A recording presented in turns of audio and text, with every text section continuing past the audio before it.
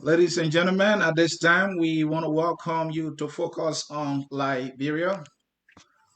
Welcome, welcome, welcome, and welcome. I think I can say good morning to all of you, wherever you are in the United States. I believe we are all in the morning hours. My name is Anthony Sie. In studio with me, I have my partner, Mr. Dennis Jha, and I have Mr. Wilmot Cooney. Mr. Wilmot Cooney is the Executive Director of LIPA, the Liberian Diaspora Protocol Action Committee.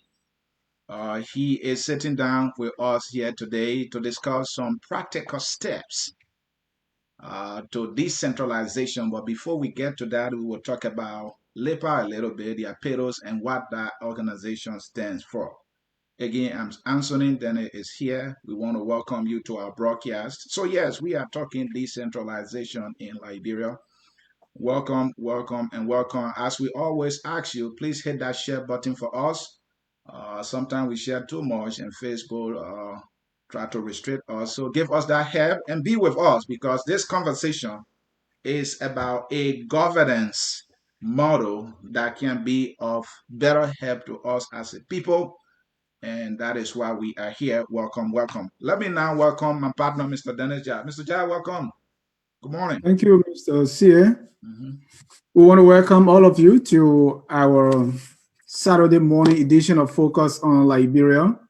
As Mr. Sie stated, we are sitting down with the man behind the Liberian Diaspora Political Action Committee, that's LIDPAC, a group that believes in a certain way that we should govern the country or the country should be governed. So we have Mr. Cooney here with us to discuss that. We want to welcome you all across the globe. At Focus on Liberia, we educate, we elevate, and promote all things Liberia. And one of those is the principles of LIPA. Mr. Cooney, welcome to Focus on Liberia. Thank you, Mr. Dennis and Asani. Thank you for having me. All right, Mr. Wilmot Cooney there. Many of you who follow us have now come to know him. He is also an analyst here at Focus on Liberia. But today he's on a different mission. He is the executive director of LIPA. That institution has 4 pillars. One of 8 pillars is decentralization, and that is why we will be going into today. But before that, Mr. Cooney will share with us a little more about LIPA. Mr. Cooney, again, welcome. So we're talking LIPA, LIPA's where, what LIPA stands for, and then we'll pivot to practical steps for decentralization. Get us started. Again, thank you once more. The Liberian Diaspora Political Action Committee is a product of several consultations in the Liberian diaspora among key actors to define the path forward as to what would be the engagement of the Liberian diaspora in the political process of our country. As we indicated in previous times, the diaspora is an integral part of Liberia. We all want what is best for Liberia. We've made several contributions to Liberia, and so there were some minds in the diaspora that think that we needed to also be part of the political process. So we came together and organized this organization. It is a highly politicized organization, but it's nonpartisan based on the goals that we share. The 4 pillars of LIPA are dual citizenship and out-of-country voting. The other pillar is advocacy for the reduction in the terms of elected officials. The third pillar of LIPA is, of course, what we are discussing here today, decentralization. And we also realize that we cannot make progress on all of these pillars without civic education. So those are the 4 main pillars of LIPA. Now, Mr. Say, we've made considerable progress on some of the pillars. Okay. For example, in the area of dual citizenship, first, there was this landmark ruling by the Liberian Supreme Court that stipulated that no Liberian should be subjected to the laws of automatic citizenship. That automatic loss of citizenship was against the Liberian Constitution. But that is not all to dual citizenship. There are other impediments to the whole question of dual citizenship. And through the advocacy of the All Liberian uh, Committee on Dual Citizenship that is headed by Mr. Emmanuel Weti and other diaspora group, and also with our stakeholders in Liberia, members of the Liberian Senate, the Liberian Legislature, the House of Representatives, and other advocacy organizations. That issue of dual citizenship now is one of the key issues that will be decided in December in a nationwide referendum. So there is progress on that front. The whole idea of dual citizenship has been accepted. What matters now is for it to be passed by the referendum in the election that is pending. So there is some progress on the issue of reduction in the terms of elected officials. It is the opinion of LIDPAC that for a democracy, a young democracy like Liberia, to have such long-term tenure for elected officials, we thought that undermines democracy.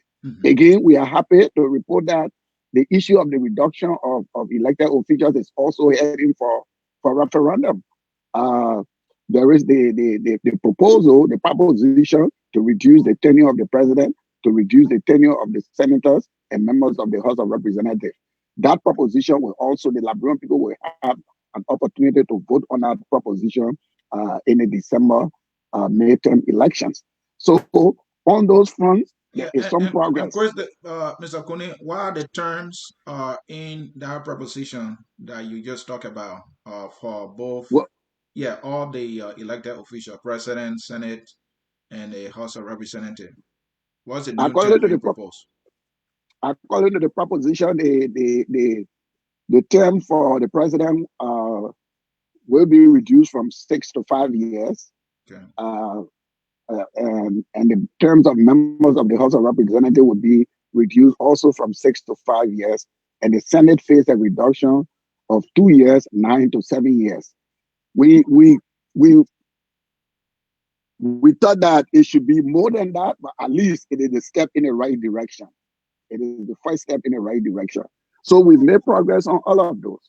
On the issue of civic education, basically your platform is one of the forum that we use to educate people. So, and then person-to-person discussion, town hall, organizational appearances. These are all part of the medium we are using for education. Now, where there is almost lack of any progress, to be honest with you, is in the area of decentralization. And it is really sad because enough work has been put into this process by the Governance Reform Commission. But the political will is not there to actualize the kind of work that has been done, with regard to this, to the question of decentralization. This is why now we want to give it much more attention and give it much more focus so that the Liberian people can embrace it as an alternative governance model for our country. And before we go to our main topic, hold on, Mr. Jad, I think Mr. Kuni mentioned something that he did not elaborate more on, which is the out-of-country voting. You want to share something? No progress has been made on that front at all? Well, we're thinking about this in a much more strategic way. We think that if we can get dual citizenship passed, then out-of-country voting will naturally tag along. So that's how we're looking at it. Once the whole issue of citizenship has been resolved, then of course you got the argument for why citizens should not take part in the election. We think everybody would be standing on a quicksand, to go against that. So thinking about it that way, we think that once we cross dual citizenship, out-of-country voting will just be a matter of course. That is a false assumption, right? Because they are citizens of Liberia living in the United States and other parts of the world. So to say that only when you get dual citizenship, then people will be allowed to vote out of the country, I think that's a false assumption. No, it's not false. I can only agree with you that it has challenges, but it's not a false assumption. It's not a false assumption. There are challenges in the way that we think can be addressed. Because even our engagement with previous election commissioners, uh, one of the things they always put forward as the logistical demands for that kind of situation. So we think that it is much more. It's like it is a lower hanging fruit than dual citizenship. This is why we emphasize in dual citizenship more. So Mr. Kuni, thank you very much for that explanation or overview of LIDPAC. You named two or four pillars: dual citizenship and out-of-country voting, civic education, decentralization, and the advocacy to reduce the terms. Are you saying that if those things are achieved, does LIDPAC cease to exist? Let's say we have dual citizenship, we have out-of-country voting, we have decentralization. Does LIDPAC fall and cease to exist? No, no. Again, if those pillars were to be achieved, we still have much more to do. We have to improve the quality of governance. So now the question would no longer be decentralization or civic education is an ongoing process. Decentralization, once we have it achieved, then we go to the quality. What can I do? Who are amending these structures that are created? So LIDPAC will continue to exist. Thank you. All right, ladies and gentlemen, this is Focus on Liberia, and we are sitting down with Mr. Wilmer Kunin, Executive Director of LIDPAC, the Liberian Diaspora Protocol Action Committee. He just shared with us the pillars of LIDPAC and the work they are doing. Now, for our main topic for today, we are looking at practical steps in the implementation of decentralization. And so let's get started here. Mr. Kunin, decentralization is a model that works. It's an effective governance model. Money involved, but let us not talk money now. We're talking about practical steps. So, what, in your opinion, would be the first step practically in implementing this decentralization thing you blown this trumpet about? You're right, Hassan. You're right. And looking at the steps, really, we kind of like uh, categorize them into two phases. We got what we refer to as the short term and the long term. So let's talk the short term. The short term has to do with the issue of education, because my brother, despite the fact that the term is known by so many people, there are a lot of misconceptions when you talk about decentralization. Okay. There are people who believe that you're talking about creating a federal system in Liberia. No, you can have a decentralized structure. You can have an autonomous region in a unitary state. So one of the things we need to focus on in the short term is education. We have to do our best to educate the population, to educate stakeholders, to educate every citizen on what this concept means, what are the benefits, and what are the fruits that the country will enjoy if we were to take this route. So we got to synthesize the population. We got to build awareness. We got to create awareness. We have to communicate what this concept is all about. We got to take it from the big Liberian term of decentralization and break it down to the term where our people will understand. Basically, decentralization is people in their different countries taking care of themselves. That's what it means. We need to do things for ourselves at our various country level.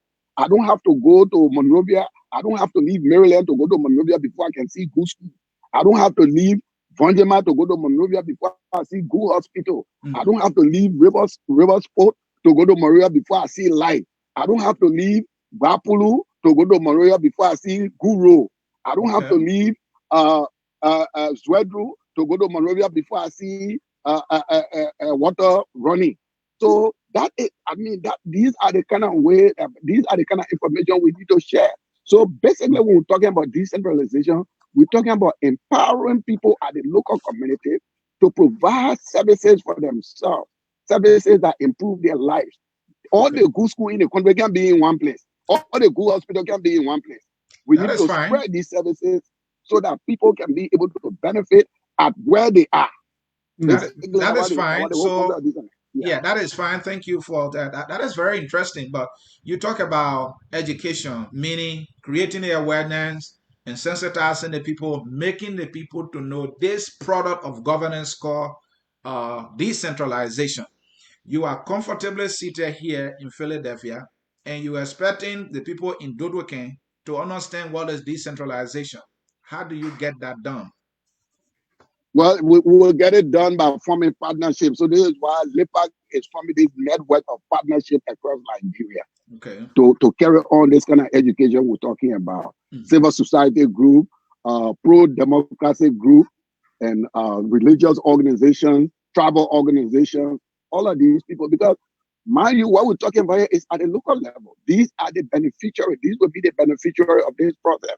So we have to engage our people where they are so they can understand what this term means. So that people don't come from, because mind you, the Monrovia politicians, they have their own interest. They want to preserve everything in Monrovia. So there is a clever way they demonize these approaches, you know. So we have to be there to inform the people that, look, we're talking about taking care of yourself. We're talking about going to the, sending your children to the school in the place where you live. You know, that whole idea, somebody, Mr. Cooney, yeah. what you describe is really not a governance structure. Like you were saying, you don't have to go to Morovia before you see light, before you see good road, before you see hospitals. Those are just infrastructure. But on the governance structure, when you say you need decentralization, what is the structure look like as of today? And what is that structure stopping? What is it preventing us from doing? The current Well, structure. let me push back a little bit. All the things that I described, the situation where you have to leave Moria to go to, you have to leave Kabata to go to Moria before you see light, they are a product of a governance structure. Okay, They are a describe that product governance of, structure for me. currently we have a highly centralized governance structure in our country where everything is based in Monrovia. So Monrovia decides what the rest of the country gets. And unfortunately for us, every aspect of development is being concentrated in Monrovia. The decision makers are all in Monrovia. They decide how to spend the country resources. So the person from Dodweke is not part of that decision-making process. The person from Rubber Sports is not part of that decision-making process. But Mr. All of the Colin, the resources. person from Kabada sent representative to Morovia. Yes, So how but do you what? say it's not part of it? The person you sent to Monrovia joined the Monrovia political club. That person lives in Monrovia. That person doesn't live in Kabada. We're talking about our local leaders being at the local level where they are held accountable by the community in which they live. That is a fundamentally different scenario where we will hold people at the local level accountable for the developmental needs of that locality. Understood. So in terms of the difference, the centralized structure monopolizes power at the center based in Monrovia. The decentralized structure disperses power, authority, responsibilities to the local government. Again, for me, Mr. Cooney, I am not satisfied here with your awareness and sensitization steps and tools. All right, you describe the steps. You will go to the locals and tell them what tools you're going to use. Are you going to call a town hall meeting and maybe tell the town crier in Jodoken to call the people to the chief place, and then you explain to them. Tell me the tools that you're gonna use. I want something practical. We're talking about practical steps here.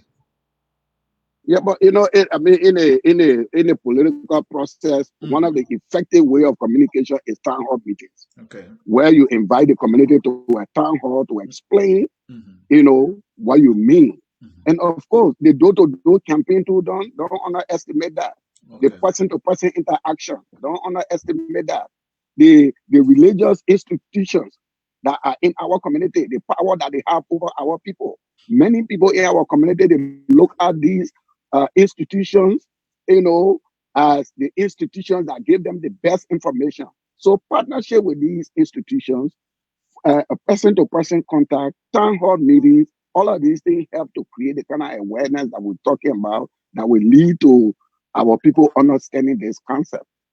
So I stay on awareness education. To me, that looks like an aspiration. What are you doing now, or is it something of the future? No, it's not something of the future. Like I told you, we do have we have building structures. We have building structures in Liberia that we implement that. We do have a loose organization of individuals that are doing it, but we are talking about organizing, formal structures now that will go into the counties, go into the regions, So and then it's educate right. our This is an people. aspiration because you say you're building structures. So you're not on the ground yet. It- it- it's not aspirational.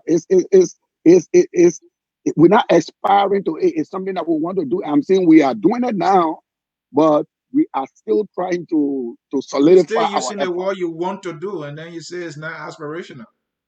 No, listen, we are doing it now. Okay. The Supreme Court decision didn't come as a result of aspiration.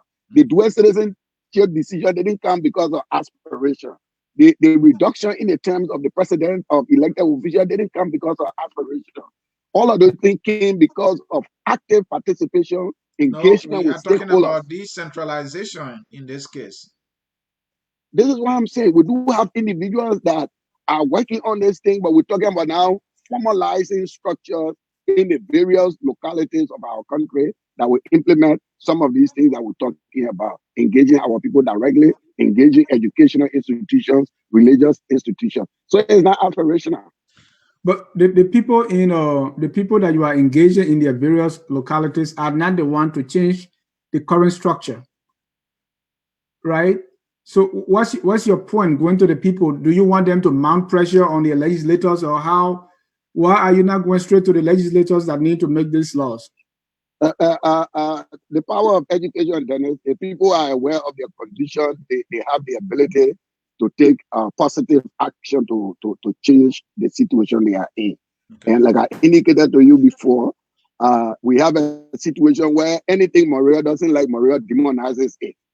So if you bypass our people and focus on Monrovia, guess what? The same people in Monrovia, they will go and say, you know what? That group that kind of this is what they mean. And our people don't have the information. So it is a grassroots effort. We think that if this information is shared at the grassroots and people are aware, it will be part of their calculations in making political decisions. So as executive director, when last you were on the ground to get involved practically. We're talking about practical steps here in this sensitization. I know what we're doing can go a long way. We can turn it into a YouTube video. We can send it to Sano County. People might be able to watch it. But sometimes leadership requires that people see your feet on the ground.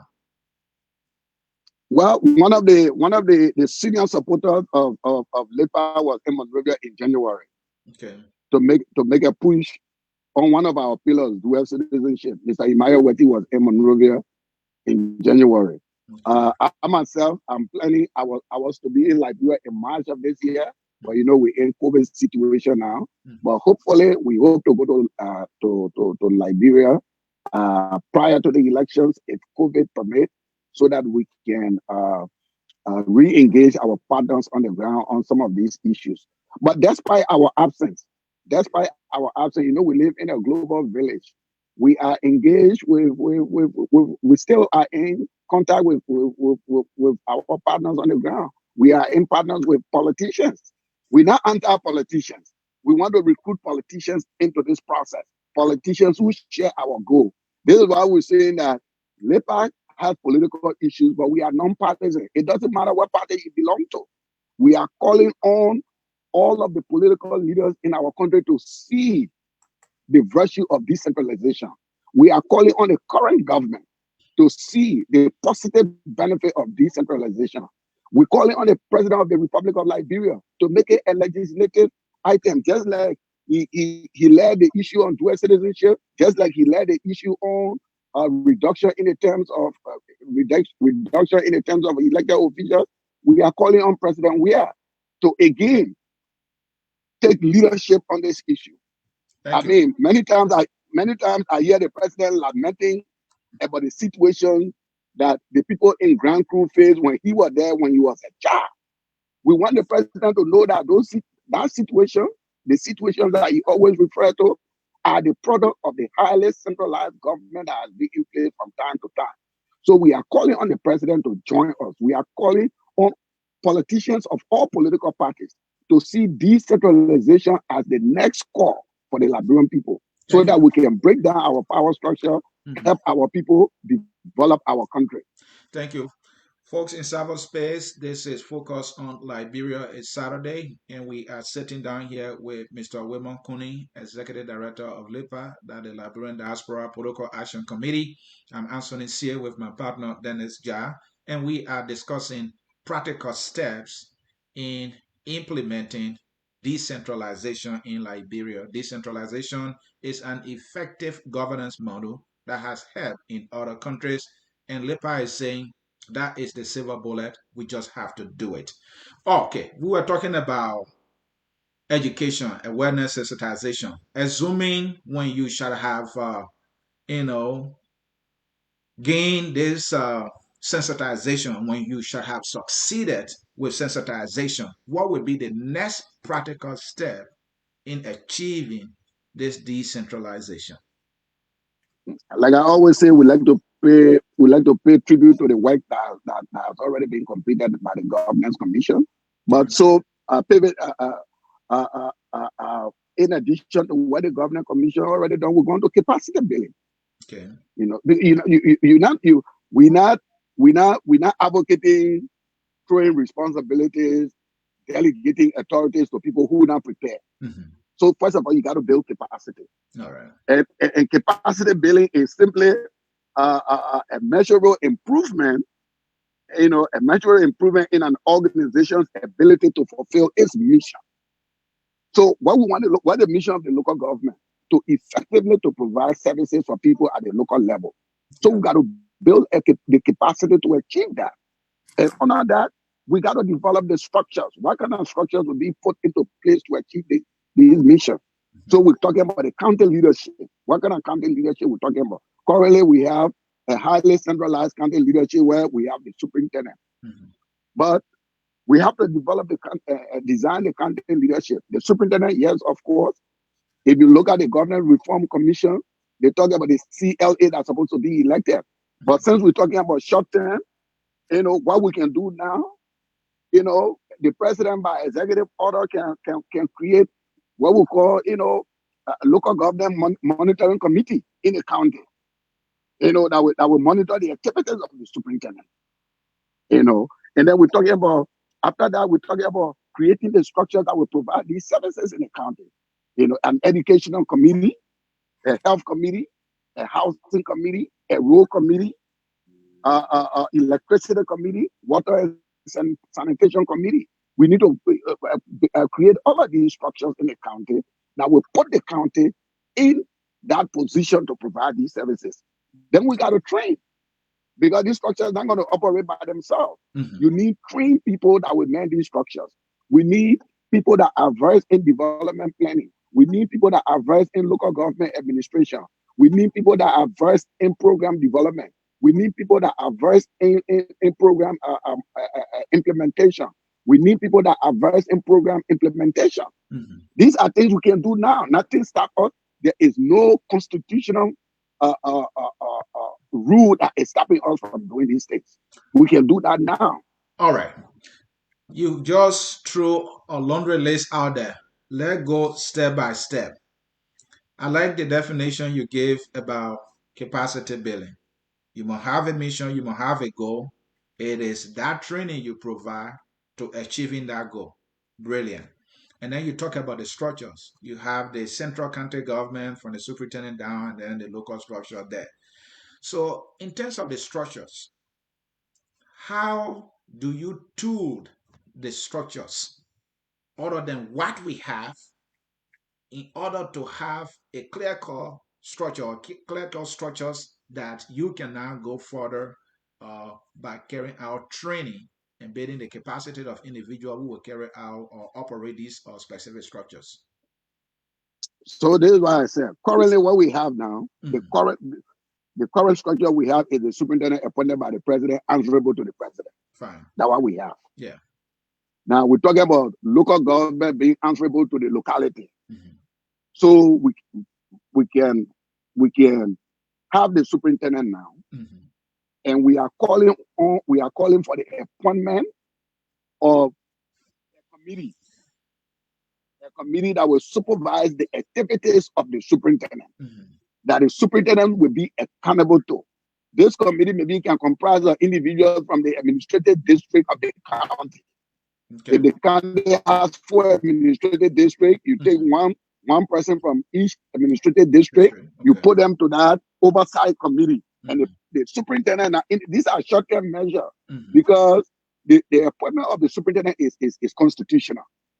So that falls into our long term, but we're talking about what we can do now, a good faith effort to say we are going in this direction. Okay. So you get these district representatives as some kind of overseer for the superintendent. We have the structures that we already defined.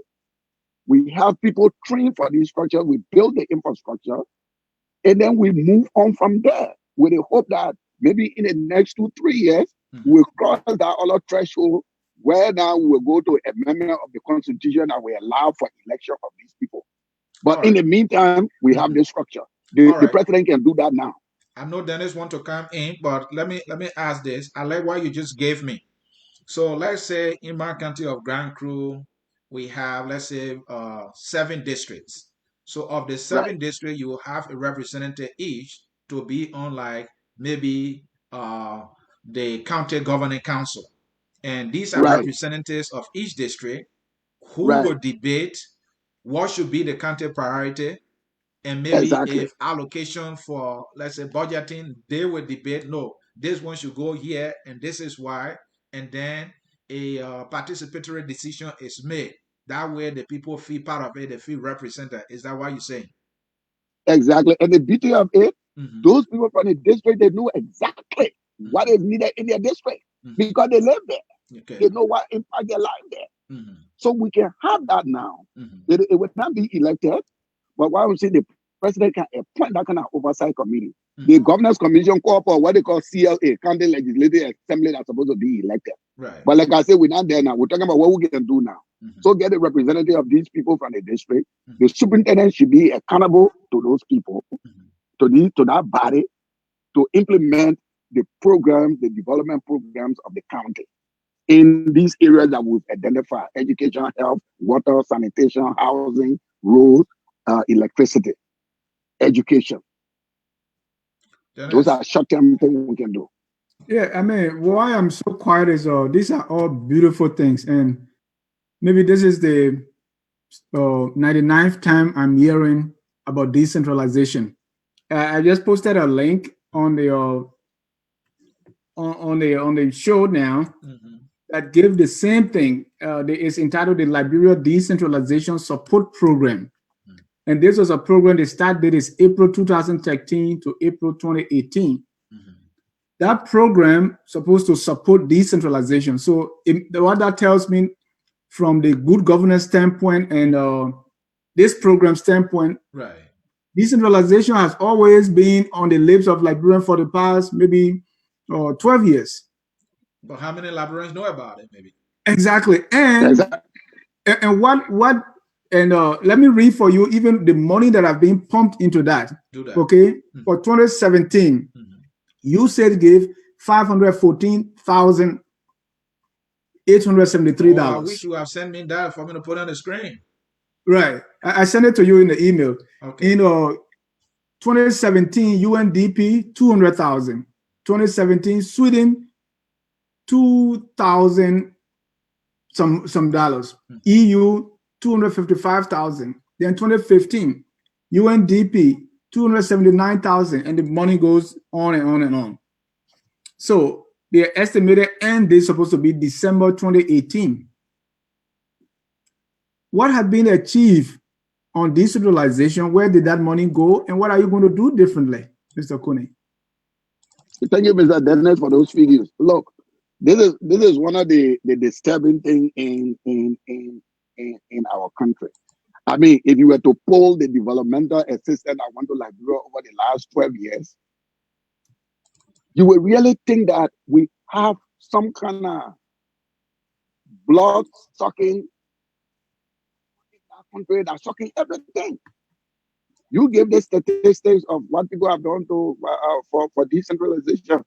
There are other statistics of usage support to Liberia during that same time period of about $2 billion. And also because as president of ULA, during one of my meetings at the State Department, I raised that with the director of Africa. My country has a population of just 4 million people. Your United States government document is telling us that you spend $2 billion in our country. But yet and still no light, no water, no electricity. Where actually is this money going? So this is a valid question. It brings me to another question. I mean, this public knowledge, our military, we are told that the United States government spent about $250 million to train our military. Guess the strength of that military. $250 million to train 1,000 soldiers. 1,000 soldiers. 1,000 soldiers Now 1 for million. $250 million.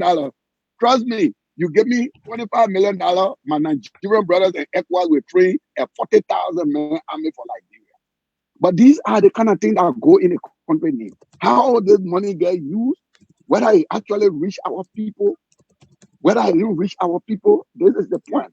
But the different thing we're trying to do is this decentralization, we want it to be an indigenous effort.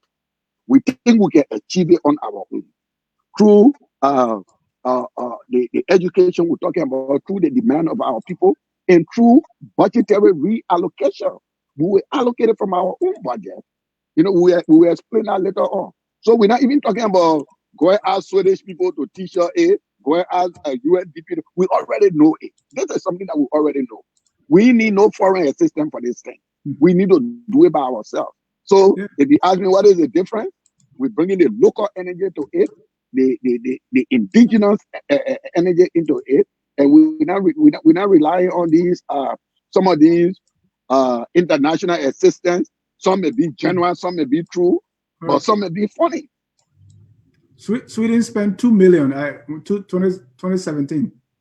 And if you check, maybe some of the thing would be meetings, and meetings and travel. I mean, the thing is so disheartening. You can pick any variable in Liberia. Take agriculture. Right. See how much the people have spent for agriculture in Liberia. Yet and say we can feed ourselves. And so what will make the local trust you this time? Because they heard that the Swedish government gave 2 million on decentralization. You said gave 1 million in 2015. UNDP gave 150,000. Nothing achieved. We don't even get to the point of electing our mayors. That is law. So what's going to change? Gentlemen, I got the figures on the screen for our viewers to see. So Dennis, like you said earlier, let me jump in here. In 2017, those of you who are following us, you're looking on the screen right there. In 2017, that's $514,873 spent on decentralization. In that very 2017, UNDP spent 200,000. 2017 again, that Daniel was saying, Sweden alone spent $2 million. Then in the very 2017, 255,000. Just 2017, this is the total amount spent. I don't even know there's anything called decentralization in Liberia until I left. And here we have this kind of money being spent and the local not seeing anything happening. So Mr. Kuni might be right that we have to take charge of this thing if we really want to see the impact. Because the development partners, because usually out of 60% of this money is going to the administrative cost or certain percentage, somebody may know that, I don't know. So going further than this, in 2015, 279,000 spent by UNDP. In the very 2015, $1,275,623 by EU. 2015 again, 1 million by USA. And if you do the total, You don't see the impact on the ground. Then we come to 2014, 150,000. The same 2014, 395,000. Then 2013, $305,166. Then 2013 again, $106,152.83. And so the list goes on and on. That is. We have a Dracula in our country. Mm-hmm. Dracula. Dracula. It is the same small country where we say we got 16 billion direct foreign investment. Mm-hmm. Where is the impact? Look, I'm drinking this coffee. The coffee I'm drinking here is probably like $2. Mm-hmm. It is the same country where when our people were sick and dying because of Ebola, Mm-hmm. we got an expenditure item in the Ebola management team where coffee and tea were $9,000 for 3 months. Wow. Give you an idea where somebody is $9,000 for coffee for 3 months. So what I'm saying, the difference here is that, look, like I said, this is an indigenous effort. This program going to be owned by the people. Mm-hmm. It's going to be demanded by the people, and the people got to demand the necessary change that is needed to sustain it.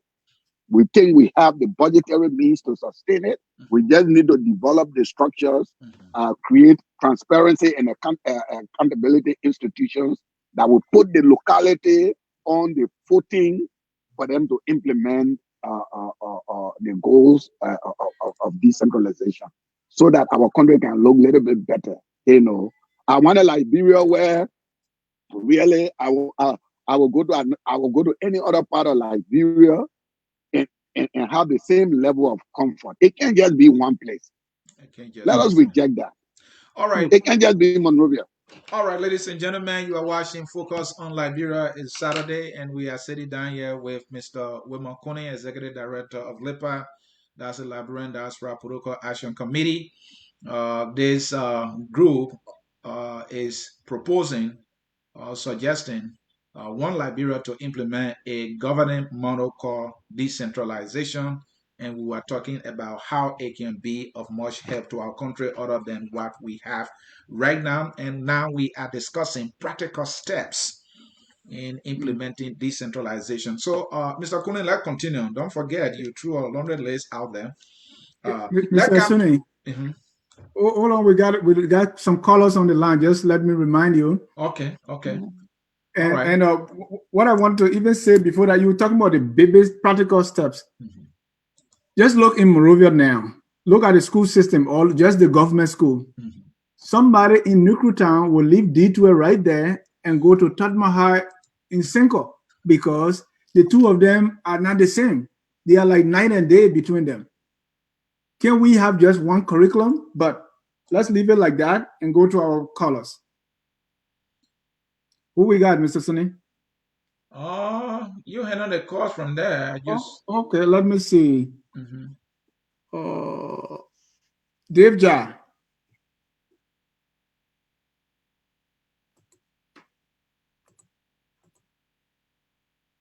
Hello? Hello, Dave. Are you hearing me? Yeah, Dave, you are live. Okay, go ahead. Hello. Okay. Yes, I think this is one of the major topics I've been waiting for. Thank you very much, Mr. Kone. Thank you. Okay. And I just want to let you know also that we have also an organization that is developing itself, has the new agenda for the empowerment of Liberia, and one of our founding principles or reasons is also about something that looks like the decentralization process. But folks, let me ask you this question before I even proceed. What if you were to go to the Liberian people and tell them, like, look, we want a kind of a system that maybe in some aspect looks like what the United States operates, where states have some power to generate revenues, to make decisions for themselves, the people, to empower their own people to take care of their own local development. What would be your response to that?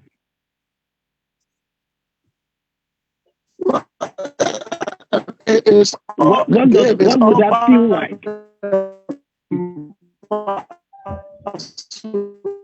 So your line is. Oh, it looks like something is breaking.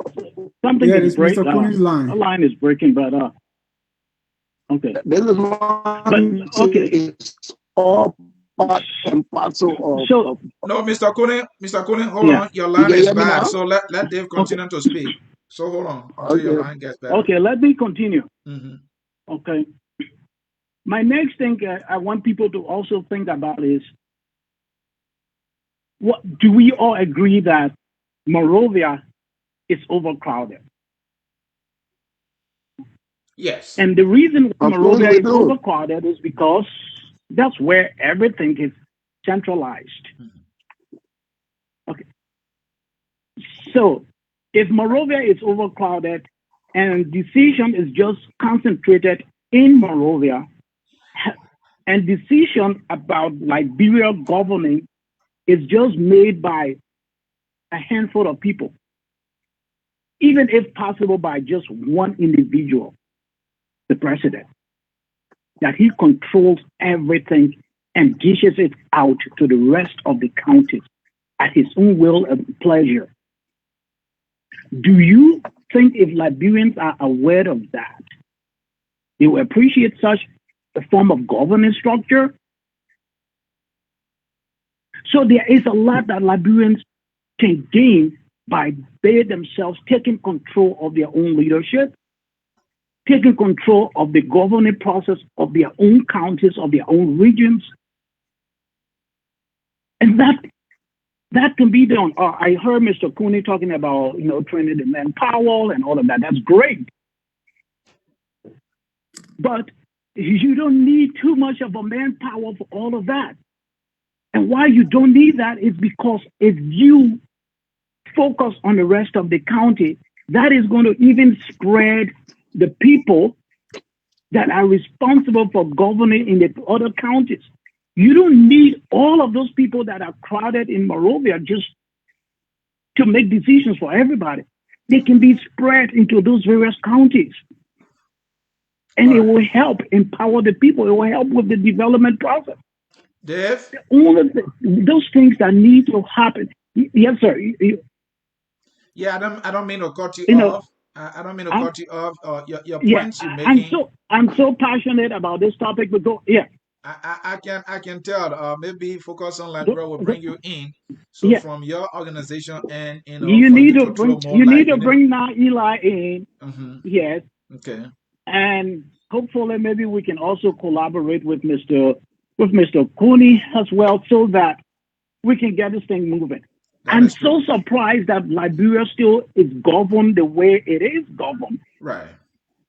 When the governing process in Liberia was intended to concentrate power in the hands of the minority population. So if you now want to focus on the entire country, you have to change the entire structure. I don't see why people don't even think about this way. Thank you, Dave. Thank you. Quite surprising. The elite, the elite TWP intentionally crafted the governing process that way so as to maintain power in their hands. That is nonsensical. It has to change. And I don't see why we're still delaying with that process. Yes, we're delaying. I'm astonished that because other people that took power want to be like the elite TWP, as you said. So that is why we are used to. But Dave, let leave it right there. But the reason we the Liberian people need to get out of our slumber.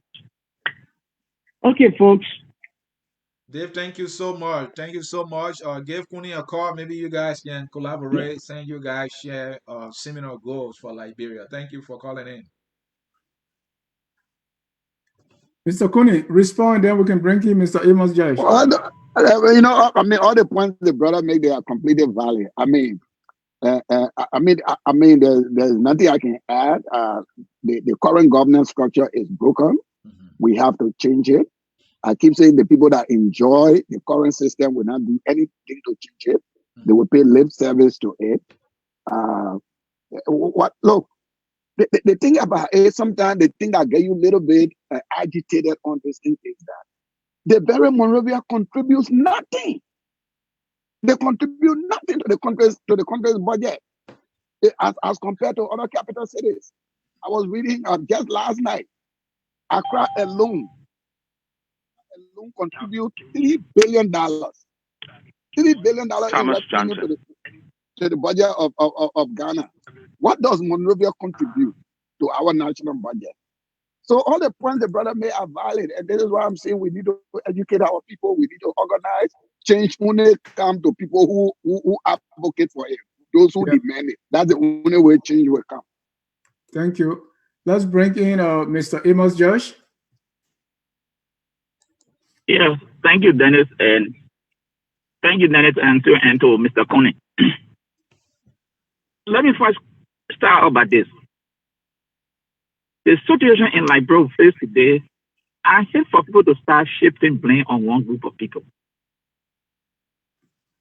The last 40 years, governance structure in Liberia has been dominated by indigenous. And if at all we want to blame people, then why we can't put all these people in the same basket? And we want to single out TWP. No. The last 40 plus years have been governed by indigenous, dominated by indigenous. Why they have not gone down that path to decentralize the country? So if they said they were marginalized, this is my argument about A and B. All these people talk and they come to do the same old thing. So we should stop trying to marginalize other people or to accuse other people that they didn't do the or design for minority group of people. 40 years indigenous were there. What did they do? They did the same thing and continue to do the same thing. But yeah, some of the points I want to raise. Decentralization. Those days we used to see the election for clan chief, town chief, then paramount chief, commissioner was appointed, superintendent was appointed. Since after the war, all these things had died down, but these things are on the book. Mayor and things supposed to be elected. But all these things, they had just completely thrown it out of the window. They left with the executive to appoint all these people. Where is the trust? It's one of the words, the key word, trust. How can these people trust us now, or we, or you people now, when millions of dollars has been pumped into this area in the name of decentralization? Nobody see what happened to them, no accountability. Then another group is popular now and say, oh, we're going to serve as a pressure group. This is what needed to be done. Now the question is trust. How can we trust you people? Because it's the same very people who have been participating, who have been championing, supporting our past government and present government, who now coming to say, trust us now. These are the questions. How can we go to our native towns and villages and tell people, trust these people? Because everybody that in there got some connection to some government official, central government. How can these people trust you people? These are serious questions and they need serious debate. Because every time it happens, the same people can rap and say, okay, we are going this way. But trust is lacking. You could do this. You could do this. You could say the superintendent can be elected with a clause that if the superintendent is accused as citizen of the county, the president of the republic can set a committee to investigate that superintendent. And if there's probable cause of what he is accused of, can be asked or suspended or fired based upon the accusation levied against him. The same thing with the commissioner. They can be elected with a clause if there is a problem with that commissioner and being brought to the superintendent, the superintendent should have the power to investigate. If there's a probable cause, he could be dismissed from the office, and maybe the acting take charge until there is an election. So when I'm in favor of decentralization, but there should be clause Like in some states, I mean, if the governor accused, some commissioner accused, the governor can investigate. If the power call, the governor can suspend the commissioner. So these calls should be put there to guide, so nobody can, the superintendent or commissioner cannot use that power again to abuse the people. Because if he has an exclusive power to say the person cannot dismiss me or nobody can investigate me, then of course they will try to manipulate the system, citizenry, to go one side and say, no, you were elected, you cannot be removed. So when decentralization is coming, there are so many clauses need to be attached to it. But it is very sad. Today, you have revenue collectors will leave Morovia to go to Cape Town to collect revenue. And bring it Why you cannot have a commissioner in Maryland that will collect the entire revenue, what's supposed to go to government, go to the central government, and what is there for the local government be turned over to the superintendent to administer that in collaboration with the representatives from different districts and senators of the county. Why we can't do those things? But the question is we can do it on paper. But in practicality, here is the problem, the trust issue. So now my question to Mr. Cooney, these things are all on the book, but it is the implementation arm that is lacking and the credibility issue. So my question to you now, how can you tell us to go back to our people? We can give them education, but how can we now tell them to trust us that this time will be different? That's my question to you. Thank you, Mr. Josh. I think Mr. Cooney should hold that question. Dennis, read some comments, and then he can respond. Right, and then we have a couple more callers. Mr. Josh, are you still there? Okay. Yeah, let's read some comments here on Facebook. Emmanuel S. Wetty say, Eminent Cooney is right. Monrovia political leaders make all the decisions and keep all the resources and development in Monrovia and not outside Monrovia. Basiki's son Kamara say, firstly, concentrate on urbanization policy, depopulate industries and provide opportunities to rural areas. Alex C.D. Diso say the ideology is good, but the implementation is lacking in Liberia. Adiha Umo says, decentralization is a great way of helping people to understand and manage their personal affairs in a country. If this system is in Liberia, as Mr. Cooney said, will give counties the opportunity of having power to their own funds. Also, people won't have to leave from counties to Monrovia for essential things.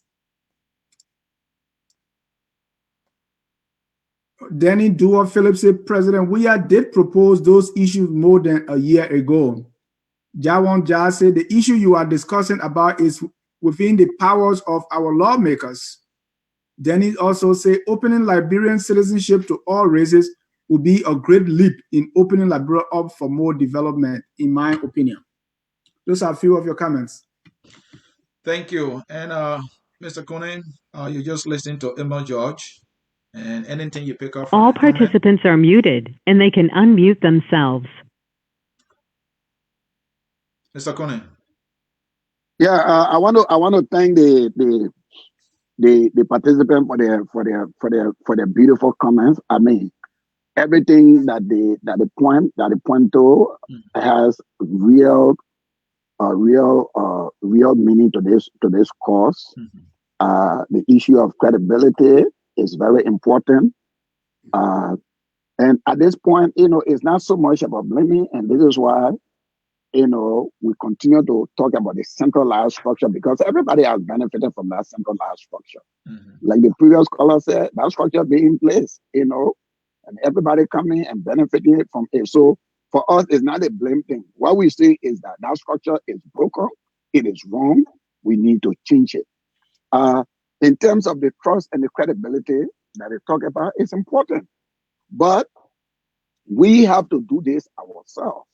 This is not a situation where I don't think anybody should sit on the side, and wait for other people to say, well, let me see what are the credible. This is our own struggle.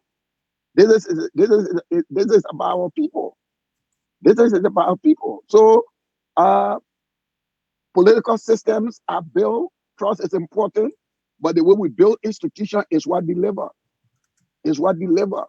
And the thing that we make that will create trust is the way we exercise our political power. When we put people in power who don't do what we want them to do, we move them from power. That's how people are held accountable by us.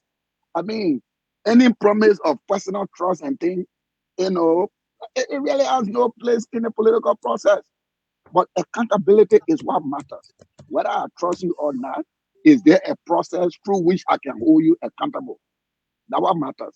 And in the political process, we do that through the political decisions that we make. So I really want to thank all of them for the views that they've made. They've all buttressed the point that we're making. We cannot continue to have that situation where power is sitting now in the hands of few people sitting now in Monrovia. And even if we want a market bill in Doodoo, somebody got to come from Monrovia to go build that market. As if to say there's nobody in Doodoo that can build the market. It's just plain wrong. It's atrocious. We have to change that. And talking about Dodwakan, Dave Jab wrote a comment here, answering why you always mentioning Dodwakan. Tell Danny to stop talking about Dodwakan, then I will stop. All right, on a serious note here, folks, we are discussing practical steps in implementing decentralization. Mr. Kunin, let's go to the civil services that will be provided. Hold on, I unmuted one. So let me bring in this caller. Then right. We can go to civil service. Do that. Caller with 7940. You are live. All right. This is Thomas Johnson. I'd like to recognize the eminent Kuning. This is Thomas Johnson, board former secretary, and I recognize you. It's a very, very important topic. Thank you. And I'm glad we are discussing it now. Eminent Kuning, this is not a new idea. In fact, if you look at the policies of President William Richard Tolbert, the policy that had to do with integrated rural development, I think that was the intent, to decentralize. So that practically what Mr. Tolbert was doing, he would identify a place and place institutions of learning, schools, clinics, and then with the intention of really centralizing a place where people within a rural area will come and receive services and participate in building. I think that as we are now in a reconstruction phase, it is not late. We cannot blame anyone. We can just participate. Now, this reconstruction phase of Liberia has given us an opportunity to engage the powers that are existing through our collective efforts or group efforts, so that those things that are already on the books that are not being implemented, we should ensure that they revisit them. That re-engagement can take place by a physical group. If you do have a group, like pressure group, we can engage our legislators to craft laws and have the president sign to decentralize. It will have a political component which calls for the voting in of superintendent or governors of the counties, the elections of commissioners, and so forth. Also, the economic aspect would have to do with sharing of revenues. But it is up to us that know that these things have been conceived before to engage. And all of us here in the diaspora could also be engaged by doing some practical things in our towns and villages. For instance, I am from Sabo Swekin in River G County. What we're doing practically is to engage with the people to make our presence known, our voices known, keep interacting with them, putting down structures. All right? So we need to be practical. We need to engage our people. All right? And then pressurize our government leaders. So let's go beyond the talking. All right? Let's take specific actions. engage with our representatives, our senators, make sure these laws are put into place. Make sure the president signs them, and make sure we hold them, their feet to the fire to implement these things. Unless we do that, we will still remain at a talking point. Okay. Mr. Johnson, let me push you a little bit because you started with what President Tubber was trying to do. In my view, I think sometimes we give Mr. Tubber more credit than he deserves. I don't know what you mean when you say he started the decentralization policy. Any example you can give us? All right, for instance, in Samboswekin, there was a structure placed, a school, all right? And Commissioner Compound placed there, and a clinic. In Kanwekin, structures were placed there. Commissioners were placed there, all right? The locals were expected or were advised to concentrate their efforts in developing these places. I cannot point out the specific legislation in the book that said eventually decentralization according to law will take place. But what I'm saying is that I got your point. With the structures put into place throughout the country, in fact, let me add that teacher training institutions that recruited teachers, candidates from the various counties, the intent of those candidates after graduation was to go back to their homes, to their counties, and serve there. So it was with the nursing program as well. You train the nurses, let them go back. All right. Now, with the presence of these technicians or these professionals in their own places, eventually the places will be developing. All right. So that not everything would be centralized now in Monrovia. Yeah, I got your point. Okay. Thank you. Thank you. That's fair point. Let me call Mr. Cooney. Hold on small. Let's get Mr. Kesselly Doba. Mr. Doba, welcome to Focus on Liberia. Yes, sir. Thank you very much, Mr. Ja, Mr. Sonny, Anthony, and Sia. And Mr. Cooney, I want to say thank you for the topic under discussion, which is one major topic that Liberia actually needs.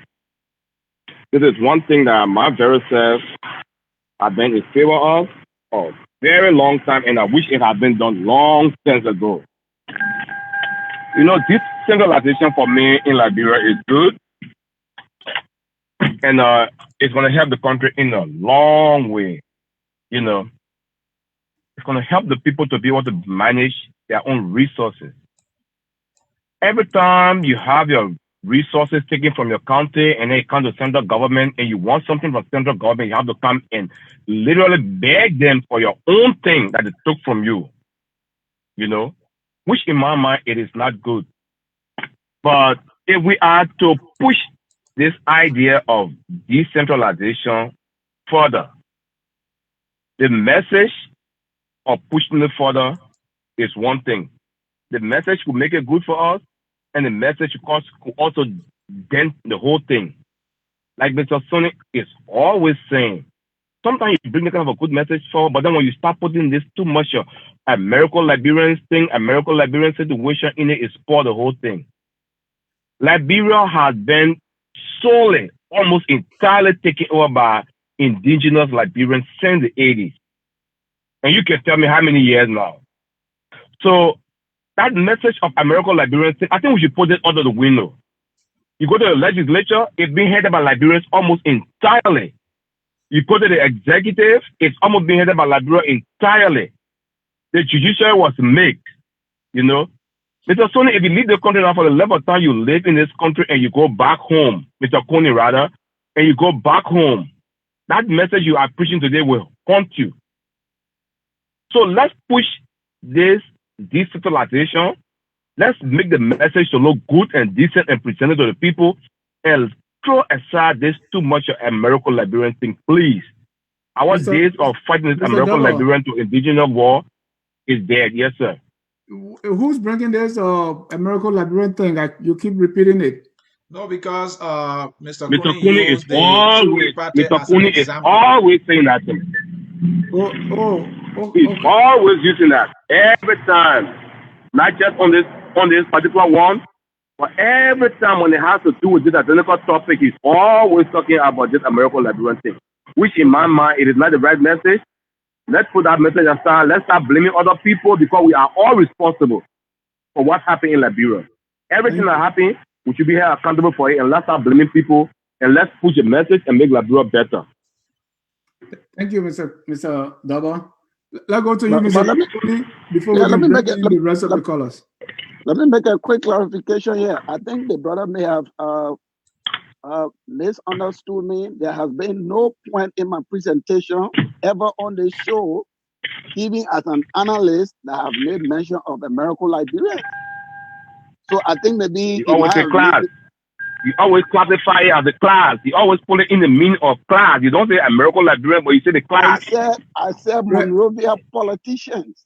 Yeah. Monrovia politicians, not American Liberian.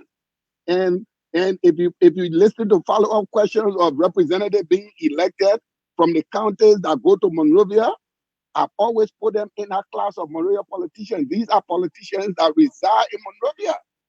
So it got nothing to do with American Liberian. So I think it is you who is giving the wrong interpretation. Basically, the point we're making is that there are politicians that sit in Monrovia and decide for the rest of the country. It ain't got nothing to do with American Liberian or country Liberians. But these politicians sit only in Monrovia. That's their name. That's how I want to call them. So I'm not pushing it. I never mentioned, you mentioned the American Liberians. So these are politicians that are based in Monrovia. Their whole attention is Monrovia focused. Everything that is good for Liberia is what is good for Monrovia. That's their mindset.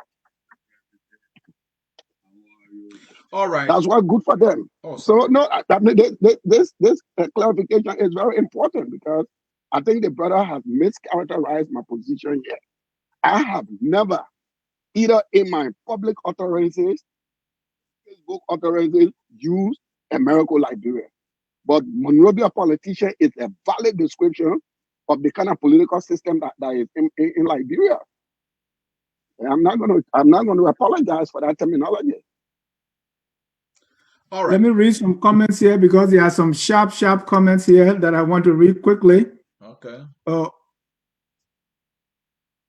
Danny Dua Phillips said, Mr. Director, how does empowering people in their community translate into good roads, hospitals, when these areas lack the abilities to generate their own funds? The approach sounds good theoretically, but when individuals are unable to innovate, how does this work? Please write that down, Mr. Kuni. More coming. Are you suggesting a federal government, Mr. Kuni? Then listen to this one. It got me cracking up. Junior Gibson. Oh, no, I was not cracking up, but I took serious interest in it. So God says President Weah should resign now or he adds stubborn and die. God chose me now to replace President Weah. Together we win. That's Junior Gibson. I don't think we are ready for this prophecy. I think that's political sarcasm. Sando Kane saying, can every county in Liberia carry themselves? What scale or type of decentralization are we talking about? Liberia is small. I believe the issue is not decentralization, it's leadership. And Liberia not knowing its worth because it hasn't taken inventory of what it has. Dave Jack comes back say, I think the caller has misconstrued the issue. What we are saying is the current system was set up by the TWP and we still have the same system. Mr. Double is totally wrong. Double said, Mr. Kuni, you have always referred to them as class system. Those are some of the comments, and I think it's getting more fascinating. It is getting more fascinating. Let me, well, again, I mean, brother Double is entitled to his position, but he's clearly wrong. I never mentioned anything about American Liberian. My level of political development and consciousness is up to the par for me to characterize the problems of our country in that term. But indeed, there is an elite class that is based in Monrovia. There is a political class that is based in Monrovia that we take to the rest of the country. Mr. Double cannot cannot dispute that. On the issue of the revenue, the person who spoke of the revenue, maybe we need to ask ourselves, the revenue the country get, where does the country get the revenue from? What does Moria produce? You know, the revenue come from Nima, the revenue come from Sino through the forest resources, the revenue come from Nima through the iron ore resources, the revenue come from rubber sports, the revenue come from all over the country. What does Moria produce? The only maybe income generating entity in Moria is the Freeport Liberia. What is the percentage of the Freeport contribution to the national budget? So I disagree. All of the money of the country money is produced by the rest of the country and consumed by Monrovia. That's the one we want to change. We want those who produce the revenue to benefit from the revenue. Now people sitting there in Monrovia, not the Monrovia politicians sitting there in Monrovia and paying themselves bonuses and allowances and all kinds of issues. So that's the point. On the issue of federal government, again, there is where the education comes about. Nobody is talking about federal government. We're talking about autonomous region in the same country. We're not talking about federal government. Thank you.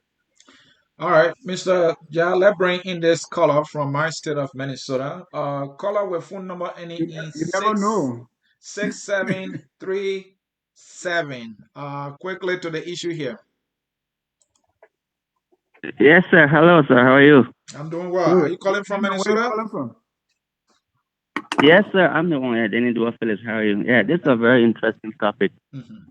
And my question to the director, Mr. Kuna, actually. Your name? I don't know if he's suggesting that one.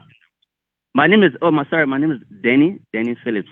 Danny Dua Phillips. I already made comment. You read it before. Danny Dua Phillips. Okay.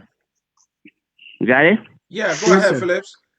Hello? Yeah, Phillips, go ahead. Yeah. What I was saying was I wanted Mr. Kuna to tell me if he's suggesting a federal form of government. And I asked this question because in the early days of early police government, every year she had, I think, budget for the county.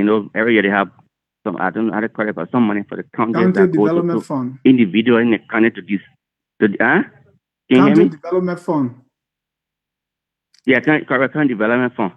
There's another form of trying to, allow locals to use that to do their own thing. And from my understanding, I've not been there, but from my understanding, whenever county development fund is sent out in the counties, the senator from Moria, the chief, will sit down in the city and share the money. And in her 12 years, she did that. We have not really seen anything. So what I'm trying to get at here, the idea is good, but to decentralize, you need to have a high educated population.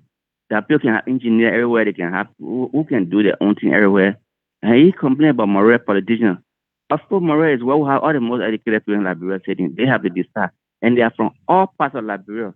As my brother was saying, it's not any group of people. The Liberian government will have not from everywhere, and those who sit there to decide. But for example, if you took the 3 million and send to maybe Roger Khan, I'm just speaking, Roger Khan, and say, okay, you gotta take care, and you sit by Moria, and then 2-3 7 months later, all the money is gone. The chiefs divide the money, and nothing happens. You will still blame the government in Liberia. So to me, unless we have real and educated workforce in Liberia, what people can see, and the economy connected by roads everywhere, you are able to do their own thing, then that might work. We see it's not even working in Nigeria. Nigeria has a federal central government, I think 50 states or so. And every year there's corruption. Nigeria doesn't have light, they don't have water, similar like Liberia. So you wonder what is going on. So I kind of disagree with you a little bit. I mean, I respect his view, but I disagree that it is the group of people they call Moria politicians. The same people from Grand Junction, from Maryland, from Lofa, just going there and working on behalf of the people they represent. So calling them Moria politicians, I think is actually, I think it's wrong. That's just what I want to talk about. Thank you, Danny. All right. And Mr. Kuni, you forgot to address Sando Kanen's questions about Liberia being small for what you are proposing. He said the issue is leadership. So talk to Danny. He said the people in the country, they don't know much to govern themselves. Your response. Okay. So let me go through with the brother who talk about the Liberia being small. I think most of us here, I think we reside in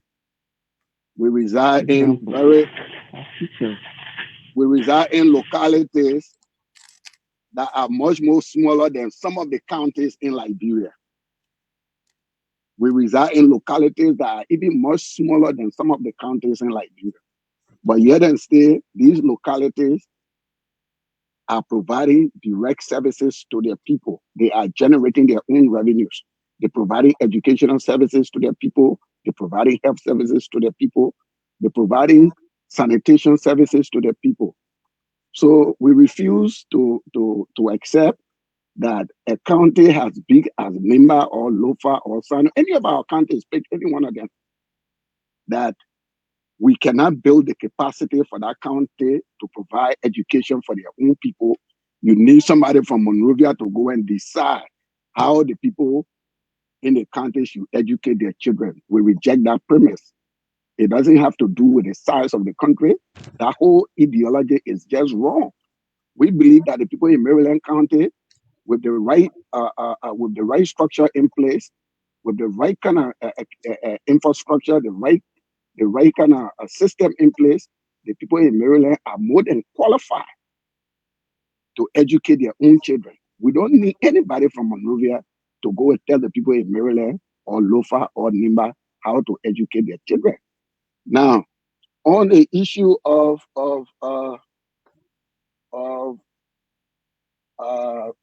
not calling the people in Monrovia politicians, I don't know. The people in Monrovia, look, it doesn't matter what part of the country you come from. They live in Monrovia. They're where they are based. They're not based in the county. These people treat the rest of the county only as election time visits. That when you find some of them going to the counties. So again, you can have a definition of what you think they is. Who is using the term, I'm telling you, I call them Monrovia politicians because they're where they are based. And they're where they're based to make decisions that affect the rest of the county. Now somebody talking about the county development fund. And then the other instances that people try to present as efforts in the direction of decentralization, building schools and other places where people receive services, county development fund. We have to understand the basic concept of decentralization. And that concept is the transfer of power and responsibility to local authorities. That's why it is. So if you create county development fund, but the control of that fund resides in Monrovia, you've not decentralized. If you extend the revenue collection offices by building different revenue collection offices throughout Liberia, but every penny that is collected comes to Monrovia with no benefit to the county, you have not decentralized. Monrovia still meeting effective control over that money. If you even building schools in the rest of Liberia, but the responsibilities of those schools, even the construction of those schools lies in Monrovia, you've not surrendered any form of power or responsibility to the local authorities. So right. Decentralization is the transfer of power and responsibility to local authorities.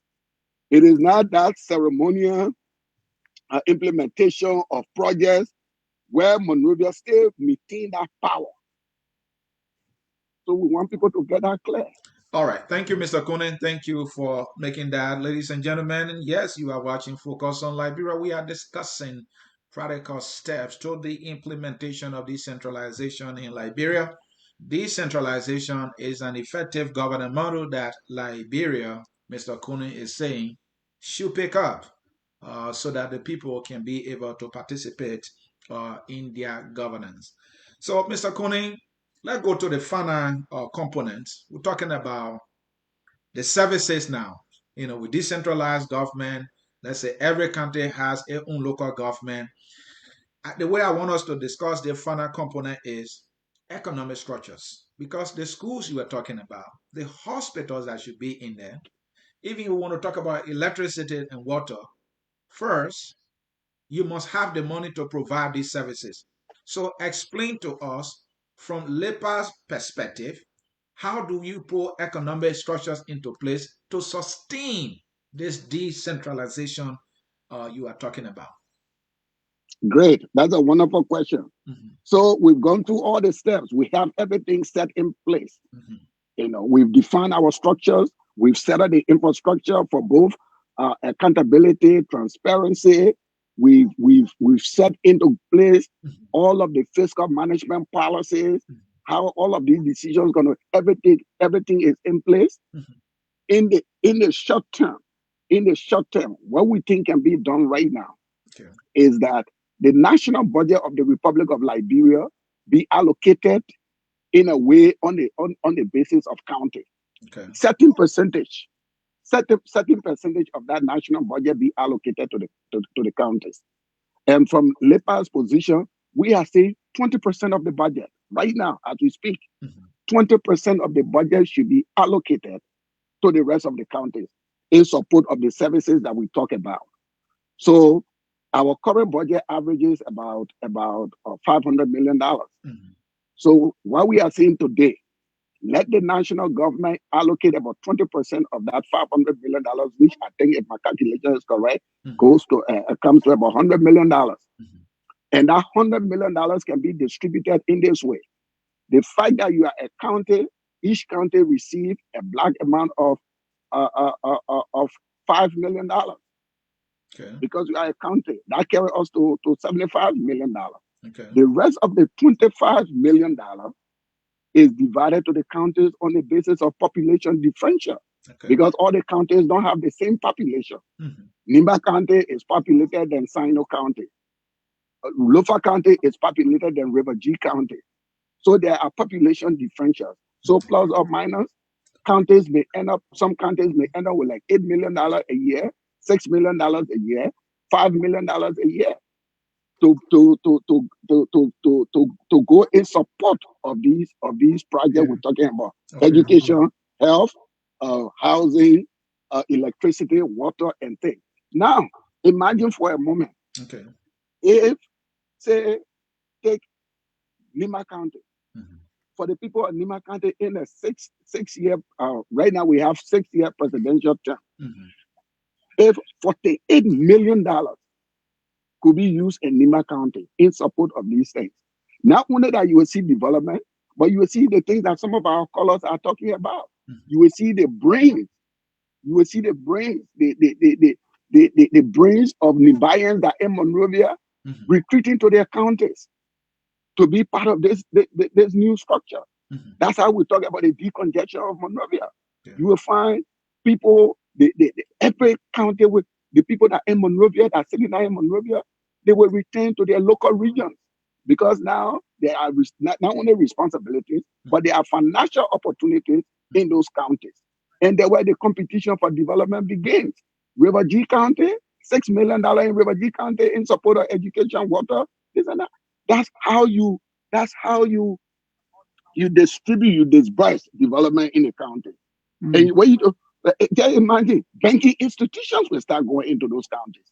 You think bank them when they want to in Morel when they know that there is $5 million going in River G?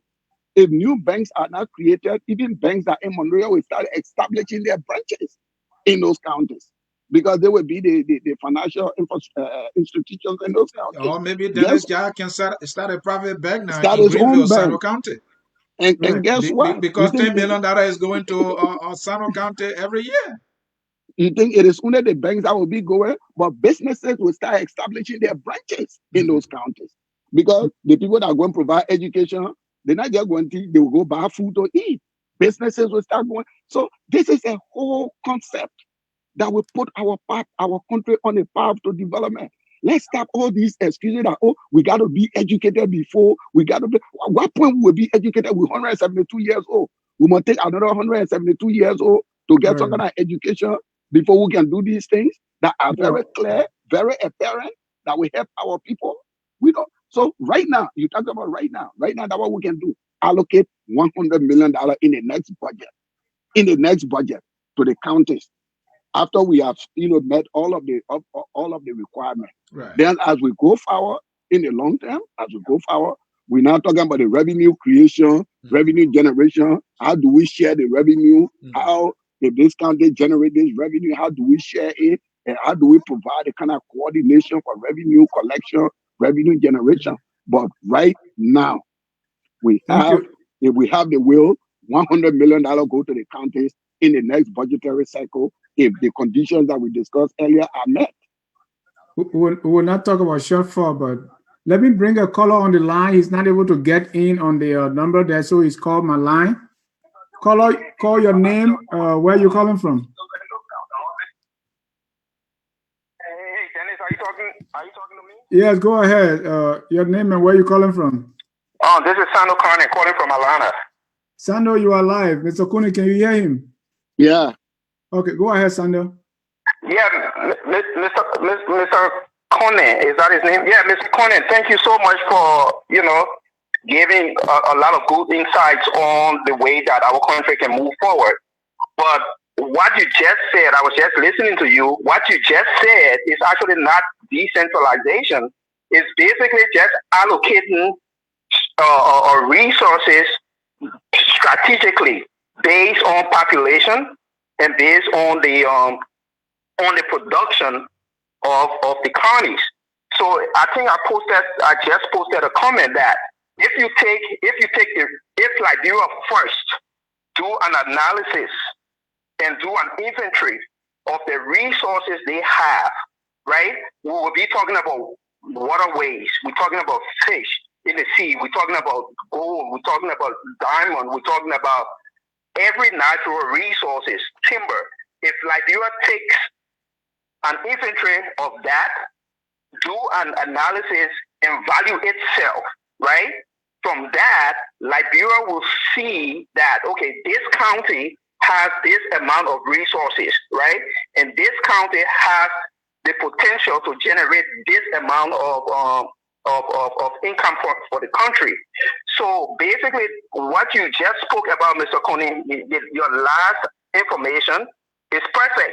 Basically, it's not decentralization. It's just using the resources from counties that have the propensity of generating a large amount of income and then distribute the wealth across the other counties. So basically, it's basically leadership, as I said. It's leadership and Liberia knowing its worth. Because if Liberia knows its worth, a company cannot just come from outside and say, look, we're going to take this amount of natural resource from the country. We're going to sign a contract and we're going to give Liberia 1 billion and they're taking away 13 billion. So I think the first thing first is Liberia needs to value itself, because if you know how much you're worth, then you will be able to effectively, sign these contracts, and then basically you will be able to effectively distribute the resources among the counties based on population, as you stated. Because like right now, we don't even know the census that Liberia is actually taking on. We don't even know. Liberia does not even know the population. I can bet anybody. Liberia does not even know the population, because I think even this election, they don't even have adequate census to even know the population of the country. Mm-hmm. So your idea is great, but I don't think it's decentralization. I think the effectiveness of this country going forward is actually leadership and getting good group thinkers coming together to think on ways and strategy to actually do exactly what you're talking about, Mr. Connie. But it's actually not decentralization, because Liberia is a unitary state. It's not a federal state. And you talk about counties. You talk about counties smaller than Liberia. Let's say, for example, within Georgia, we have Gwinnett County. I think probably because almost the size of Liberia, right? Again, it's leadership, it's system in place. And America is a federal government, so decentralization comes from federal to state to cities, right? Similar things can be done in Liberia, but it's not really decentralization. It's just adequately using the resources from counties that have real income potential to make sure that the income coming from those counties are distributed amongst the other counties based on, population, need, and everything like that. Thank you. All right, but yeah, good conversation. I really enjoyed this. Thank you, Sando. Can I come in? Yeah. Yeah, sure. Yeah, thank you very much for the comment that you made. I think if you follow the discussion, we move from what we can do for decentralization in the short term and the long term. And I agree with what you said. Basically, what I'm talking about is reallocation of the national budget. But I'm saying as a good fit, that's the starting point towards decentralization. That's what we can do now. We don't require a change in law to do that. To achieve actual decentralization, there has to be the legal framework that will be created, the political framework that will be created. Some of those things will come through constitutional amendment. But the question was, what can we do now? We can establish these good faith effort now so that by the time we reach to the long-term goal of amending constitutions and putting the appropriate legal political structure into place, we've already have an experience in dealing with these issues. So the allocation here is what we can do right now. It's what we can do. Revenue generation is a long-term thing. Like what you talk about, there has to be an assessment of the capacities of the various regions of the country as to their own revenue base and how that revenue sharing with can be done within a legal framework. So that's the point I'm making. But the question was, what can we do now? And what we can do now is go through all of the processes we're talking about: build capacity, build accountability institutions, build the necessary infrastructure, create these structure in the counties. And then what we can do now is allocate on the basis of the national budget at least 20% of the national budget towards the counties. But mind you, our people live in the counties. Most of the people in Liberia live in the counties. They don't live in Monrovia. So it make both economic and political sense for our national budget, even in the absence of decentralization, for our national budget to be allocated on the basis of counties, at least some portion of it. There's a question here for you, Mr. Cooney, from Thomas Johnson. What practical steps will you take to get the current government to accept and implement decentralization? Well, again, this is why from the initial step we indicated that these issues cut across political lines. We appealing to the government, like from the beginning of the show, we made a personal appeal to the president to take leadership on this issue. But most importantly, what LIDPAC is doing, we have in an election. You see, in a democracy, our elected representatives are supposed to work for us. They should work for us. They should represent our views. So what LIDPAC is doing is all of these senators that are coming up for election, we want to know their position on decentralization. Like somebody said, some of these things can be legislative enactment. Now, all of us here, we are supporting some kind of candidate one way or the other. We are hoping that in your support for a candidate, it will form part of the calculation. I said earlier, we are also engaging county associations in the diaspora. These county associations are closer to the legislative caucuses in Liberia. So this is the way we build the pressure. Because some of these things will definitely come through legislative enactment and some will come through constitutional reform. So we are appealing not only to the government, but we are appealing to political parties, opposition political parties. They are feeling candidates in this election. This you see the benefits of decentralization and also adopt this idea. And those of us in LIDPAC, we will support candidates that support decentralization irrespective of the political party that you come from. That's our position.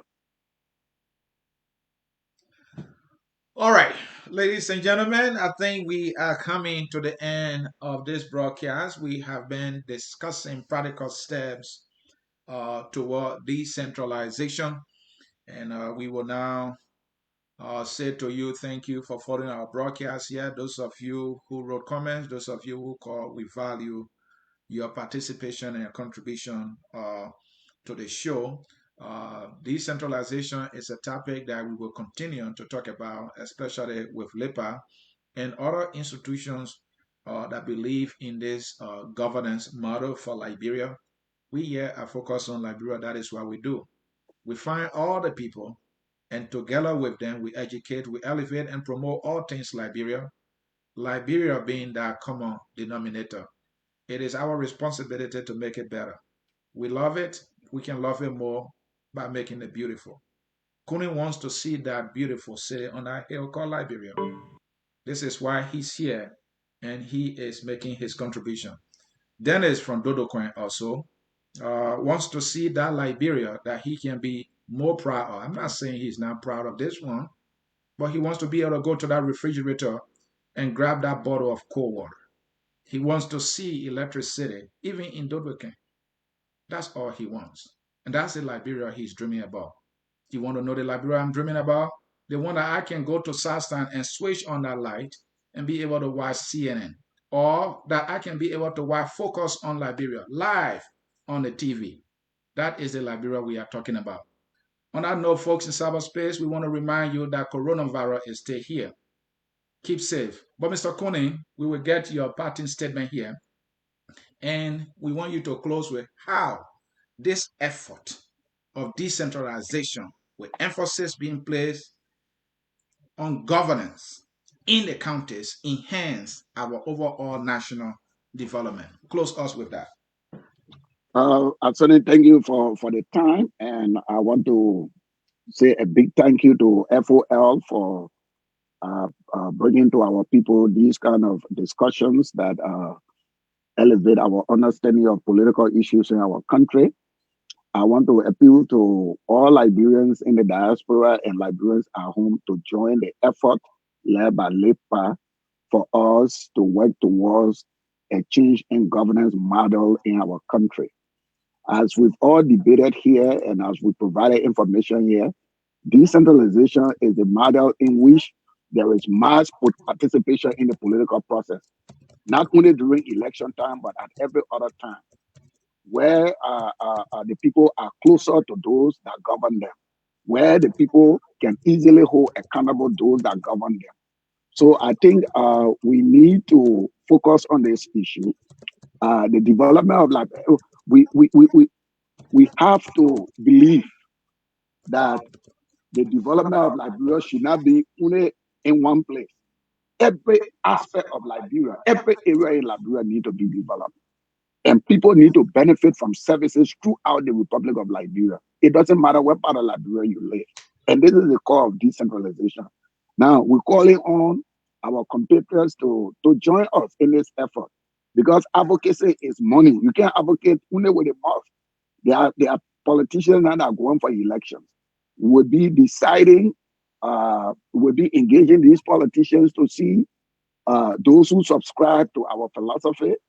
And if they do, we will be supporting their candidacy. As I said, our advocacy is not party focused. It's focused only on those who share our view. So we need to identify with politicians so that when they get elected, they can take the necessary legislative steps that will push us closer and closer to decentralization. I want to thank all of the participants, the callers, for their questions. You know, the questions are challenging. I appreciate all of them, but we have to come in a unified fashion as Liberians to look at decentralization as the next level of advocacy for our country, for the transformation of our country, for the development of our country. Thank you, Mr. C. and Mr. Dennis, for this time. All right, we will now go on to my partner Dennis Jai to close us. Our closing song is said, Dennis. Right. You at the end you were talking about what I want to see for Liberia. Mm-hmm. And in 2010, I wrote this a little poem that I want to read just to capture what I want to see for Liberia. It was in June 22, 2010. It's entitled My Heart for Liberia. Mm-hmm. My heart for Liberia is for this poor country to rise, dust off from the wreckage of ill rule and decadence, and so high above to be spotted afar. My heart for Liberia is for its poor people to rise up too, wake up from a long, long night of bad dreams, and redouble her strides to leapfrog ahead. My heart for Liberia is to heal fast from abuse and battery, move fast, move past the wounds caused by pitiless fangs, and steady itself for the torrent fast approaching. My heart for Liberia is to walk fast and work harder, throw away that clock with the Liberian time, and catch up with the rest who walked while we slept. My heart for Liberia, our country once caught up in self-destruction, and left unconscious right there in the open fields is to rise, dust off, and move fast. On that note, we want to say, have a lovely day. We'll be joining you again at 3 p.m. for FOL Marketplace and at 7 for a very special edition. We will be hosting Mr. Bella Kima. Until then, my name is Dennis Jar on behalf of the crew here at Focus on Liberia, wishing you a lovely weekend. We are Liberians.